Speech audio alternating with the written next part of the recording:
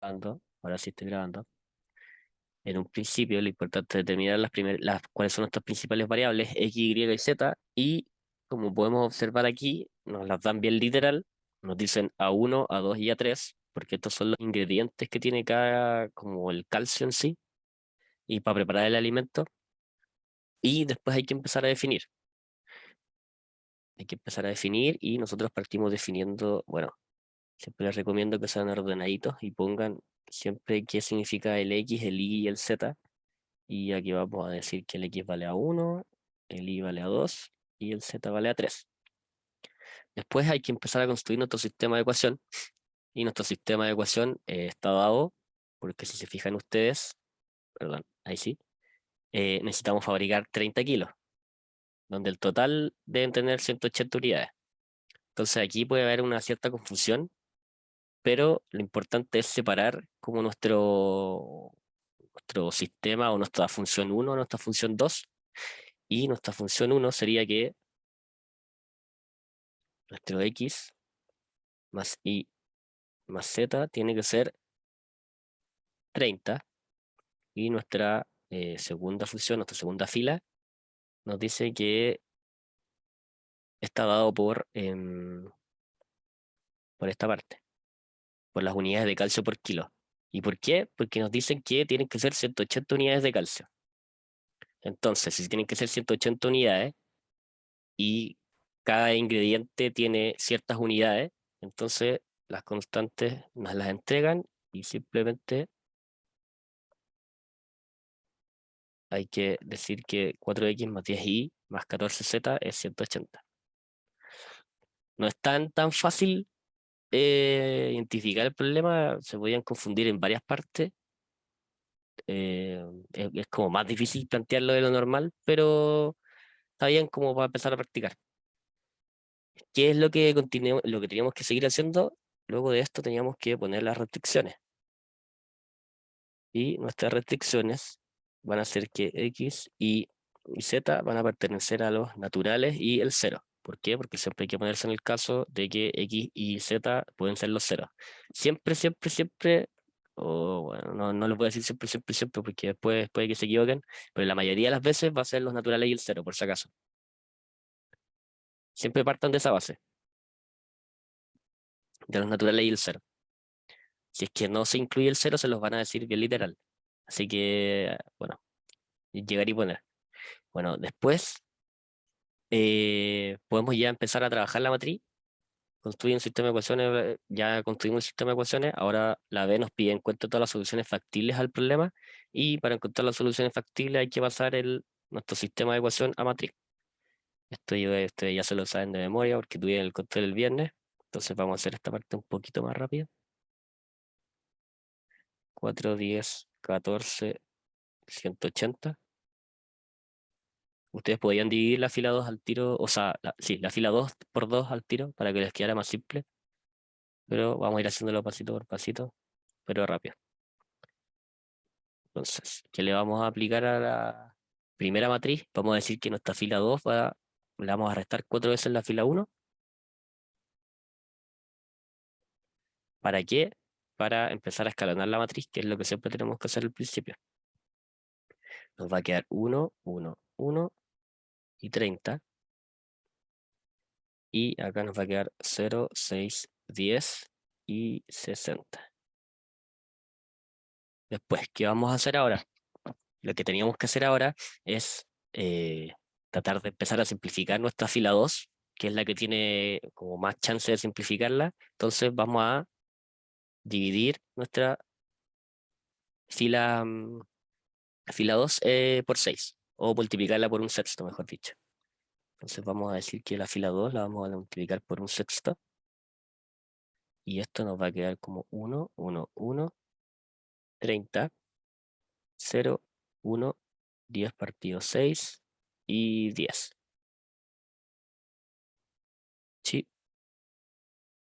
vamos a poner una flechita grande y vamos a hacer el último paso para, entre comillas, como escalonar la matriz. Vamos a decir que F1 menos F3 va a ser nuestra operación, y entonces ahora vamos a alterar nuestra fila 1 Vamos a decir 1, 0. Me equivoqué, acá es. Menos 2 tercios. 20. 0, 1. 5 tercios y 10. Y nuestra matriz ya está escalonada. Podemos empezar a resolver o dejar variables en torno a otras variables. Entonces, a priori, o a la simple vista, mejor dicho, podemos dejar o despejar X e Y y dejarla en función de Z. ¿Por qué podemos hacer esto? Porque si se dan cuenta, en ambas, en la fila 1 y en la fila 2, está la variable Z actuando. Por ejemplo, en la fila 1, la variable Y vale 0, entonces no nos sirve. Y en la fila 2, la variable X vale 0, entonces no nos sirve. ¿Qué es lo que hacemos acá? Dejamos X e Y en función de Z. Entonces, X va a valer 20 más 2 tercios de Z, e Y va a valer 10 menos 5 tercios de Z, con Z perteneciente a los reales. ¿Sí? A priori, Z pertenece a los reales. Ya. ¿Qué es lo importante que viene ahora? Es que debemos buscar, como nos dicen, las soluciones factibles. Y para eso debemos utilizar las restricciones de las variables que yo les decía, como les decía en la tutoría 1, usábamos las restricciones que nos daba el mismo problema y la que nosotros podemos inferir. Ya. ¿Qué es lo primero que sabemos? Es que X y Z tienen que ser mayores o iguales a 0. ¿Sí? Porque dijimos que eran las naturales y el 0. Por lo tanto, podemos decir que X tiene que ser, perdón, que, sí, está bien esto. X, que es lo mismo que 20 más 2 tercios de Z, tiene que ser mayor o igual a 0. Entonces, como nosotros habíamos inferido que Z era mayor o igual a 0, Y también tiene que ser mayor o igual a 0, Z lo podemos despejar y ustedes lo pueden despejar, lo pueden hacer ahí mismo. Z les va a quedar que tiene que ser, perdón, menor o igual a 6. Eso les va a quedar a ustedes. O les quedó a ustedes, les debió haber quedado a ustedes. ¿Qué es lo que pasa acá? Que como Z les queda menor o igual a 6 y Z es mayor o igual a 0 y Z pertenece a los naturales y el 0, como lo habíamos puesto en las restricciones iniciales, solo hay 3 posibles números que pueden actuar en este momento. Z pertenece a un conjunto que puede valer 0, puede valer 3 o puede valer 6. ¿Por qué? Porque no puede ser 1, 2, 4 o 5, que como Z tiene que ser los naturales, nosotros nos vamos a nuestra restricción, que eran los naturales, y si se dan cuenta, acá yo le puse un 2, era un 3. Si se dan cuenta, está dividiendo por 3. ¿Qué es lo que quiere decir eso? Que Z es múltiplo de 3 y es menor o igual a 6. Al ser Z un múltiplo de 3, por ambas ecuaciones que nosotros tenemos, que son dependiendo de Z, tenemos 3 números posibles, que son 0, 3 y 6. Y al tener 3 soluciones posibles, si se acuerdan de la tutoría 1, esperen un poquito. Ahora sí. Si se acuerdan de la tutoría 1, nosotros teníamos como 5 o 6 valores, acá son solamente 3, pero no tenemos ninguna restricción más. Entonces hay que hacer los 3 casos con los 3 valores posibles. ¿Y qué pasa acá? Les van a dar 3 soluciones. Nos van a dar un x1, un x2 y un x3, un y1, un y2 y un y3, y un z1, z2, z3.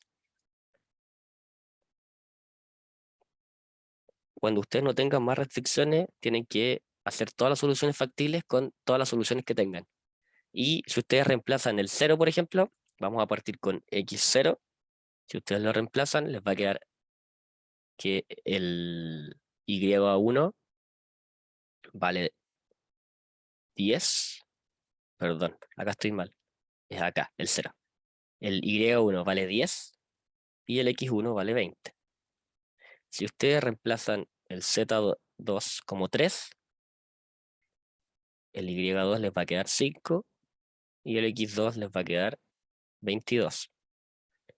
Si ustedes el z3 lo reemplazan como el 6, el y3 les va a quedar 0 y el x3 les va a quedar 24. Entonces, esas son todas las soluciones factibles que nos pedía la pregunta B. Encuentre todas las soluciones factibles del problema planteado. Bueno, acá están todas las soluciones posibles. Obviamente, esto ustedes lo tienen que poner como respuesta 1, respuesta 2 y respuesta 3. Aquí no es que podamos mezclar la X1 con la Y2 y la Z3. Acá el X1 va con el Y1 y con el Z1. Y esa sería la B. Ojalá que la hayan tenido buena. Y la C es un poquito ya nuevo, porque nos piden qué cantidad de kilos de cada ingrediente hace que el costo sea mínimo. Aquí ya empezamos a ver cuáles son nuestras conveniencias. Empezamos a mezclar un poquito de economía. Y si se dan cuenta, a nosotros nos entregan los costos en pesos por kilo. ¿Qué es lo que hay que hacer aquí? Definir una nueva función. Voy a hacer una página nueva, definir una nueva función. Eso es lo que había que hacer. Y decir que nuestro costo, que va a depender de X, Y Z, va a ser 1600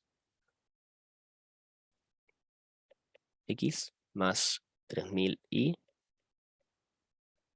más 2400 Z. ¿Sí?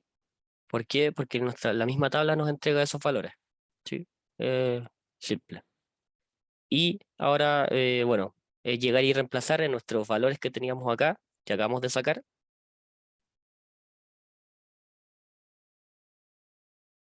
Tenemos que reemplazar en nuestra función. Entonces, ¿qué decimos nosotros? El costo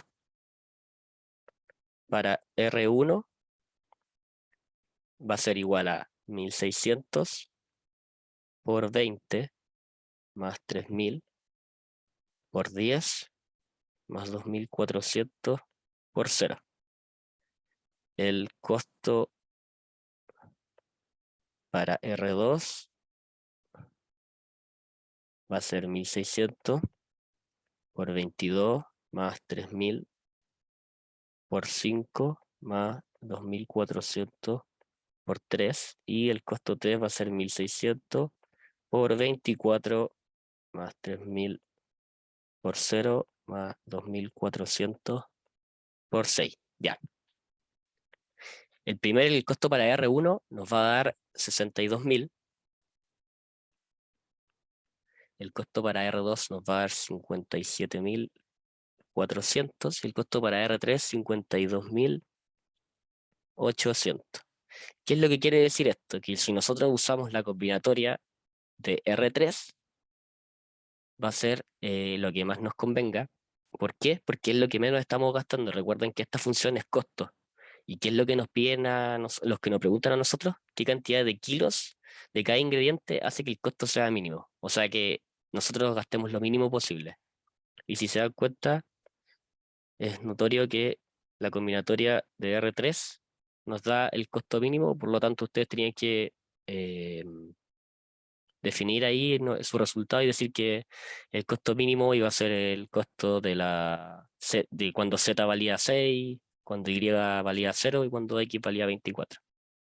¿Sí? Esa era la pregunta 1. No era tan difícil la B y la C. De hecho, yo creo que lo más difícil acá era la A. Definir bien la A y no confundirse. ¿Alguna pregunta que tengan con eso?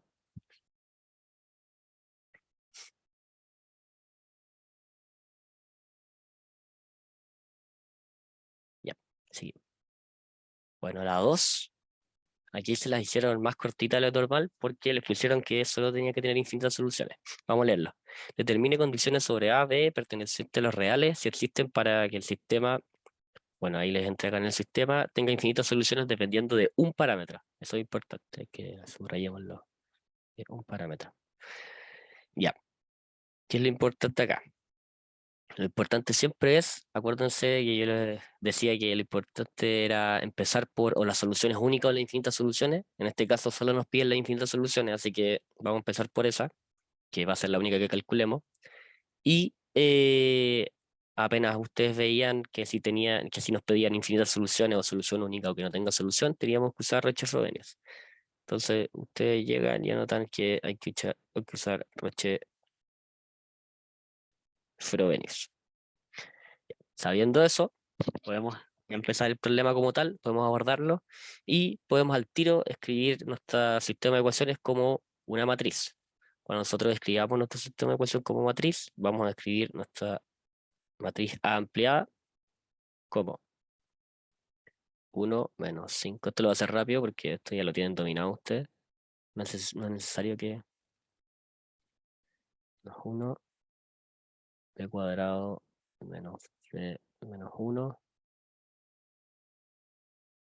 3a, 3, 3 menos 5, menos 15, perdón, a y 10 b menos 7.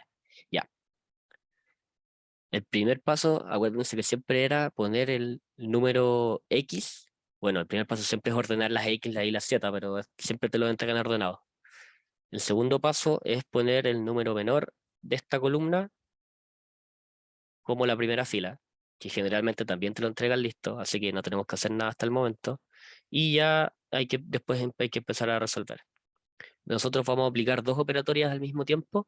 Vamos a cambiar nuestra fila 2 y nuestra fila 3 al mismo tiempo. Y lo que vamos a hacer va a ser fila 2 más fila 1 y a su vez vamos a ver la fila 3 menos 3 veces la fila 1. Esto acuérdense que siempre es para escalonar la matriz. Esto ustedes lo pueden hacer, pero la idea, si es que no lo tienen muy dominado, es hacerlo paso por paso para que no se confundan. Si ustedes hacen eso, les va a quedar esta matriz, menos 6, 0, menos 3a, 0, 10a, 1, 4 y 10b menos 10. Ya, esto, esto estaría listo como una matriz escalonada si es que a nosotros no nos dijeran este dato, más que ese dato, este dato, dependiendo de un parámetro. Esta matriz estaría lista escalonadamente si estuviésemos hablando de Roche-Frobenius, si es que no nos dijeran que depende de un parámetro. Si ustedes se fijan, nuestra fila 3 está dependiendo de dos parámetros. ¿Sí? Está dependiendo de dos parámetros que lo acompaña una constante. ¿Qué es lo que pasa aquí? Hay que simplificarlo lo máximo posible para que esa constante no nos acompañe. Y para que podamos empezar a hablar ya de números certeros. ¿Qué es lo que vamos a hacer aquí? Vamos a multiplicar la fila 3 por 1 partido 10, que creo que eso era lo que me decía y lo que te había equivocado. Eh, entonces nuestra fila, o sea, nuestra matriz nos va a quedar como 1, 4, b menos 1, menos 3a, 0, a, menos 5, y acá vamos a hacer algo b menos 3, b más 2. En general las pruebas y los controles siempre les va a pasar esto. Siempre van a poder simplificar. Como que los profes hacen las pruebas específicamente para que ustedes puedan hacer eso. Ya, una vez teniendo esto, podemos aplicar el teorema Roche-Frobenius. ¿Por qué? Porque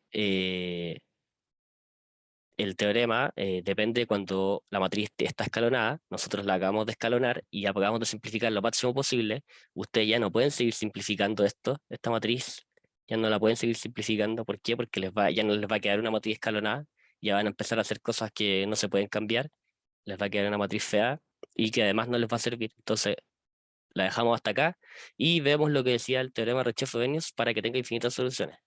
Y el teorema decía que para que tenga infinitas soluciones, o sea, que sea un sistema compatible indeterminado, tiene que darse dos cosas: que el rango de A sea igual al rango de A ampliado, pero que sea distinto al número de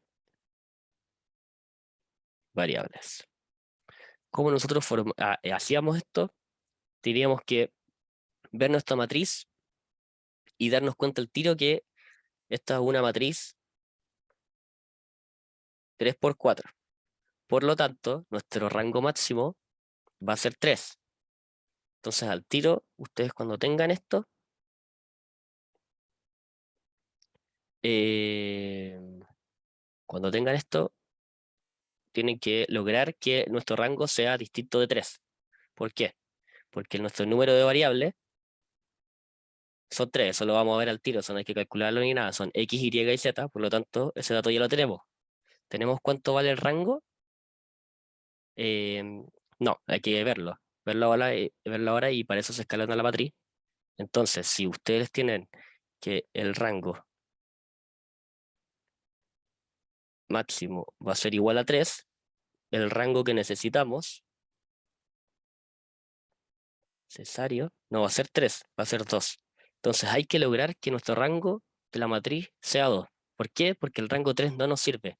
Si el rango 3, perdón, si nuestro rango fuera 3, estaríamos calculando un sistema compatible determinado, que es que tenga una solución única. Entonces, para que nuestro rango sea 2, recuerden que siempre actuamos sobre la fila 3,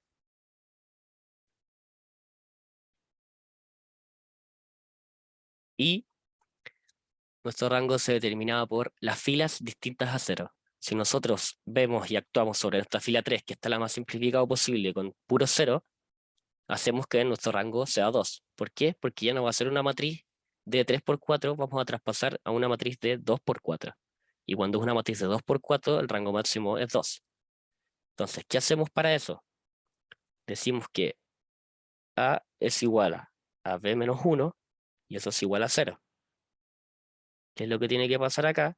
Que A sea igual a 0 y B sea igual a 1. Con estos valores, y ahí ustedes lo decían, que con estos valores, lo que logramos es que el rango de la matriz sea igual a 2 y el rango de nuestra matriz normal también sea igual a 2. Además de que 2 es menor que 3 y por lo tanto se cumple el TO para, perdón, el TO para nada, el TO de Roche. Así tienen que concluir ustedes siempre. ¿Qué es lo que pasa con esos valores? Con estos valores transformamos nuestro rango de 3, lo transformamos a 2. Pero al transformarlo de 2, no solo se cambia el rango de A ampliada. En este caso se cambia el rango de A ampliada y de A normal. Y cuando los rangos son iguales, pero distintos del número de variables, se cumple el teorema de Ricciardo-Benius para las infinitas soluciones, que era lo que nos estaban pidiendo. ¿Sí? Y así se hacía el problema 2. Este es el problema 2. ¿Alguna duda con este? Hola, sí. Por Dime. ejemplo, que hay como otros, que al B-3 y el B+2, eso como que da lo mismo. Eso da lo mismo, sí. Sí, Ah, sí, ya, sí, da lo gracias. mismo porque... o sea, podríamos hacerlo con el B-3 y B+2, pero es lo que yo les digo, que... Bueno, justo en esta matriz se lo hicieron como fácil porque acá hay 0, 0, 0. Las dos tienen 2 ceros. Entonces en este es como podían ocupar cualquiera de las dos. Pero generalmente a ustedes les va a quedar un número acá. Entonces, entre hacer esto con un número y estos dos, es más fácil hacer este de abajo, ¿cachai? Por eso generalmente se ocupa la fila 3. Ah, ya, Pero, pero mi duda era como calcular si es que, dale, por ejemplo, en el caso de que si reemplazo el B, quedaría en, como hay que hacer eso, como, por ejemplo, dijimos que B tiene que ser igual a uno, hay que reemplazarlo en la matriz. ya mira, es que ahí ocurría algo que, y de hecho creo que sí se podía. Mm, Viéndolo a la rápida, es que hubiese tenido que quedar que 3, o sea, que B tenía que ser igual a 3.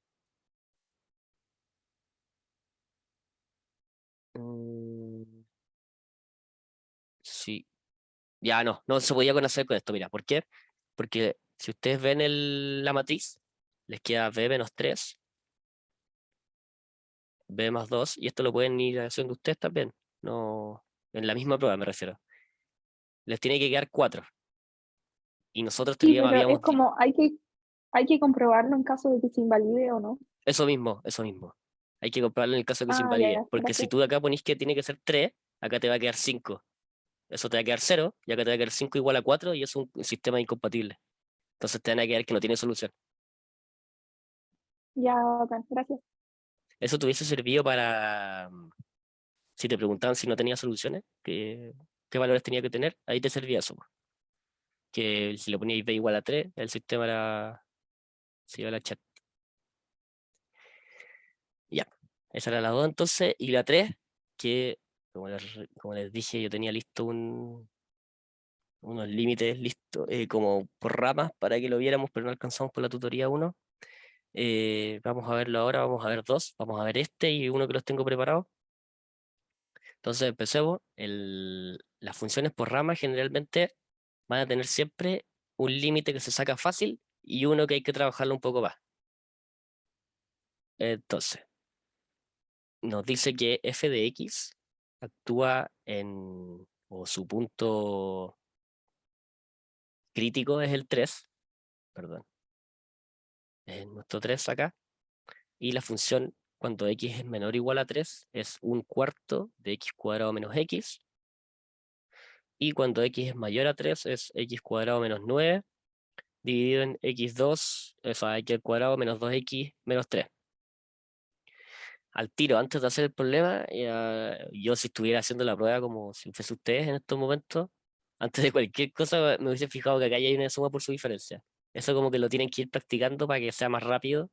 Y aunque no vayamos a ver la suma por su diferencia al tiro, porque tenemos que resolver este límite primero, yo ya vi a la rápida que en el segundo, en la función por ramas, en la parte de abajo, vamos a ocupar una suma por su diferencia. Entonces, partimos por la parte de arriba.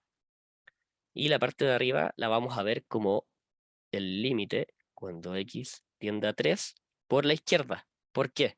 Porque si se dan cuenta, o el límite cuando tiende a 3, en verdad, puede ser por la izquierda o el límite cuando tiende a 3. ¿Por qué? Porque nos están diciendo que la función por parte, en esta parte, en la redundancia, actúa en el x menor o igual a 3. Entonces vamos a ver cómo actúa por la izquierda. Y vamos a decir que esto es igual al, perdón, lo voy a hacer así, de f de x, para no poner toda la función. Igual la vamos a tener que poner. Es lo mismo que un cuarto de x cuadrado menos x. Y acá, si se fijan, es llegar y reemplazar. ¿Por qué? Porque por eso había que o sea, lograr ver si era indeterminado o no. ¿Se acuerdan que yo siempre decía un paso cero? Que el paso cero era reemplazar nuestro x en la función, porque habían casos en que el límite te lo entregaba listo y uno hacía cuestiones y se empezaba a complicar y el límite ya estaba listo, no había que hacerle nada. Este es uno de los casos. Si ustedes reemplazan 3 aquí, o cualquier número que sea 3 por la izquierda, no se les va a indeterminar, nunca les va a dar 0 partido 0. ¿Por qué? Porque nuestro numerador está en nuestra x. O sea que nunca se les va a indeterminar. ¿Y qué es lo que pasa con eso? Que podemos llegar y reemplazar nuestro valor. Si ustedes reemplazan, les va a dar 3 partido 2. Y ese es el límite de la primera parte. Vamos a ponerle 1. Ese es el límite de 1.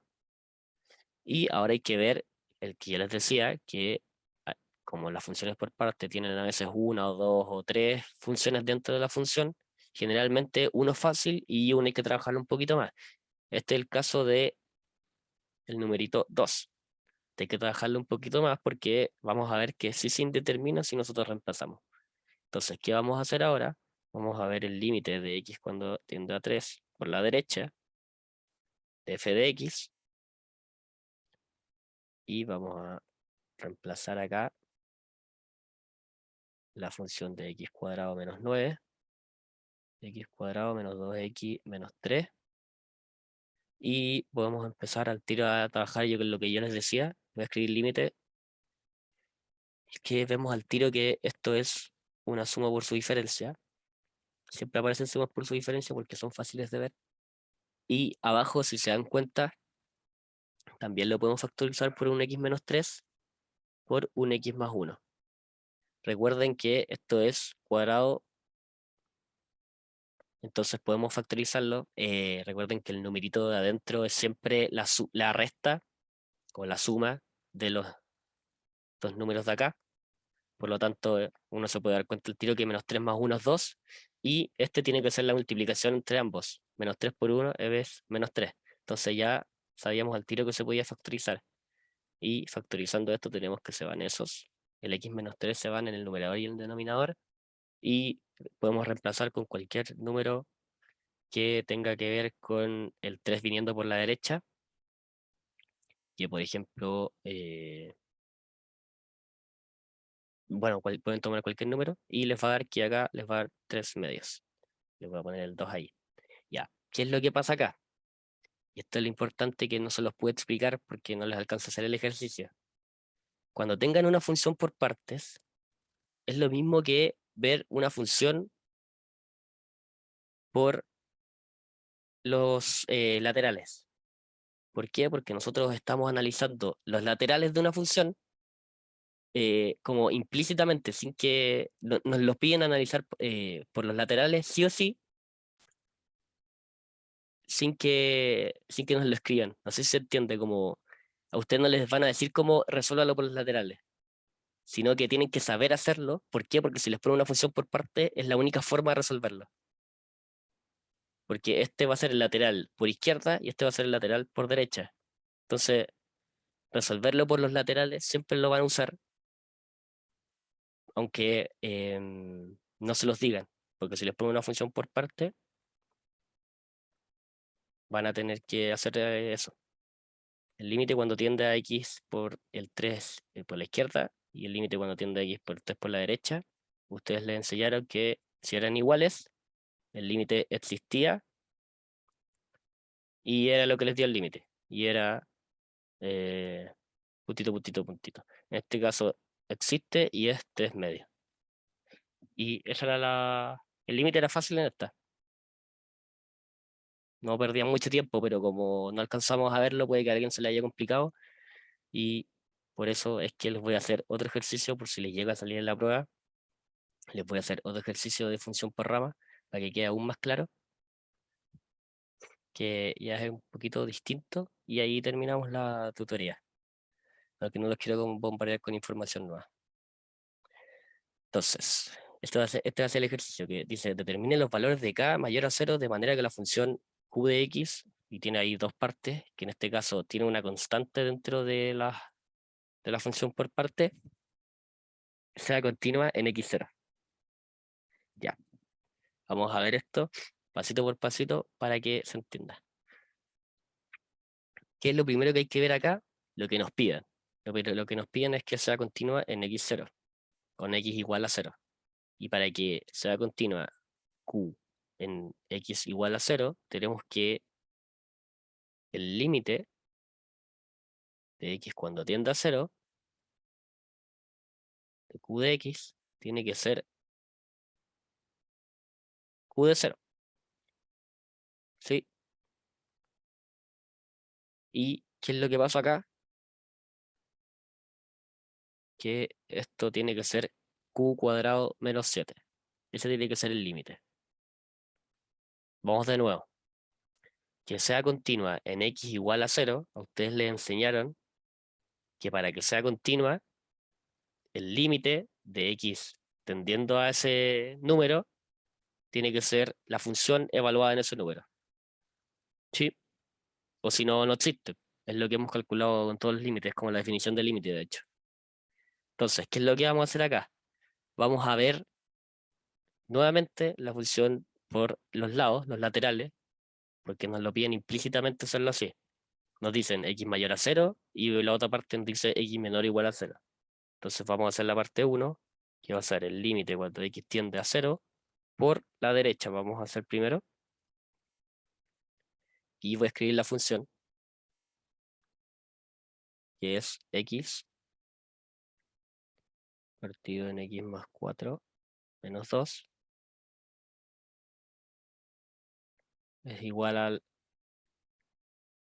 límite. Voy a escribir el límite solamente, no es necesario. Y empezamos a racionalizar. Acuérdense que ustedes apenas vean eso, tienen que racionalizar. Apenas ven una raíz, racionalizar el tiro. Vale, va a quedar x por x más 4. Voy a borrar el principio para que no se compliquen. X por x más 4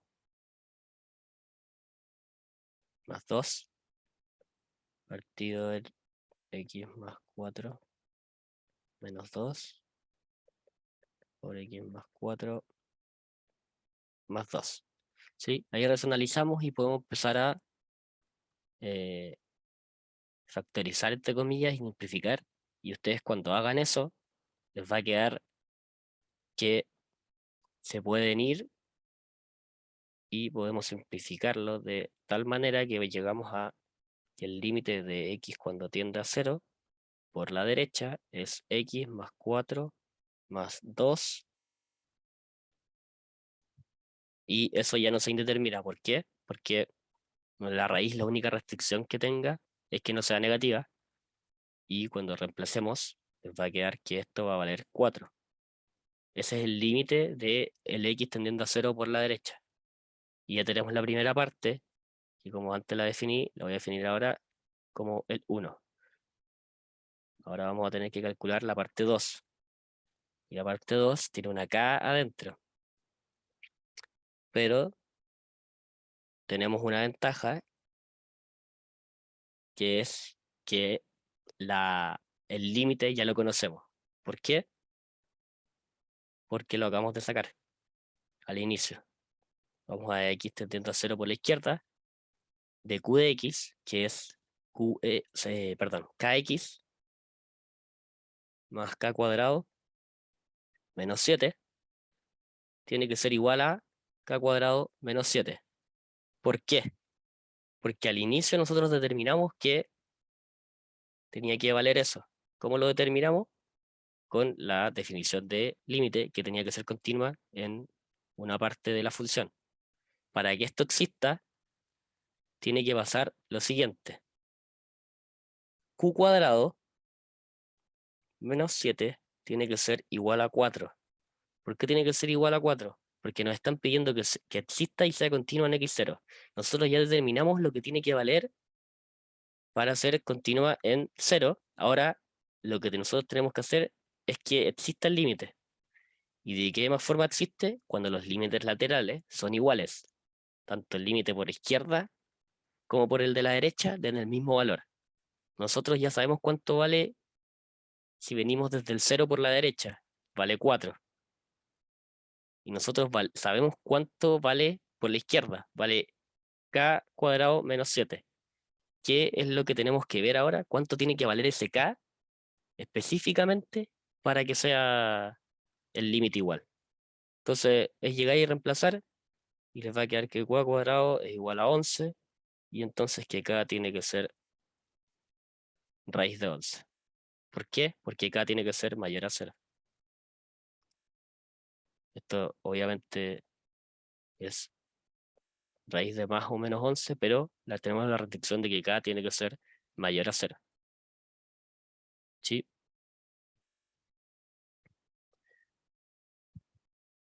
Eso es por esto. O si no estuviera eso, imagínense que borramos esto, ustedes el resultado que les va a dar es esto. Pero como tenemos una restricción de que k tiene que ser mayor a 0, nuestro resultado es este. Y así se resuelve una función por rama. Este es más completo que el del control. Yo creo que este les va a servir harto más. El control era como una pillería, porque no creo que hayan practicado muchas funciones por rama, entonces era como más pillería. Pero este yo creo que les va a servir harto, para que lo tengan en consideración. Y esa sería la tutoría de hoy. Si es que tienen alguna duda con guía, clase, tarea, me la pueden preguntar. Ah, perdón, acabo de ver el chat. Disculpa, ¿me puedes volver a explicar la definición de un límite continuo, por favor? Ah, ya. El límite continuo es cuando el límite existe. Para que el límite exista, tiene que, nosotros cuando evaluamos nuestro límite, tiene que dar un resultado real, ¿cierto? En este caso nos están dando qué número tenemos que evaluar y qué resultado nos tiene que dar para que exista. Nosotros podemos empezar al tiro desde, porque es una constante, nuestra K es una constante, no la conocemos, tenemos la ventaja de que no se nos va a indeterminar nunca. Si te fijáis, nunca se nos va a indeterminar. Entonces esta pregunta siempre te la van a hacer cuando tengáis una constante dentro de una función. Nunca se nos va a indeterminar y por tanto te va a dar una ecuación. En este caso nos da una ecuación cuadrática que es K cuadrado menos 7. Entonces la función va a ser continua en x0 cuando el límite sea k cuadrado menos 7. Esa es la definición. Es que no sé cómo ponerlo como una definición general porque tendría que inventar una ecuación y no quiero que se confundan con el ejemplo. Pero una función es continua cuando el límite, estoy acá por si acaso, para que vean acá. El límite de x cuando tiende a, voy a tratar de poner lo más general posible, un x cuando tiende a un y, sea igual a el q evaluado en SI, lo voy a poner en azul, y ese valor sea perteneciente a los reales. ¿Sí? Puede ser un 1, un 2, un 3, un x cuadrado más 30, pero que sea perteneciente a los reales. De esa manera, tú dices que una función es continua, usando límites. Eso es lo más general posible. Lo único que te puede confundir, creo yo, es eso. Pero creo que se entendió. Ya, buenísimo. Si tienen alguna duda, como les dije antes, de cualquier cosa, me lo pueden preguntar y si lo llegamos hasta acá hoy.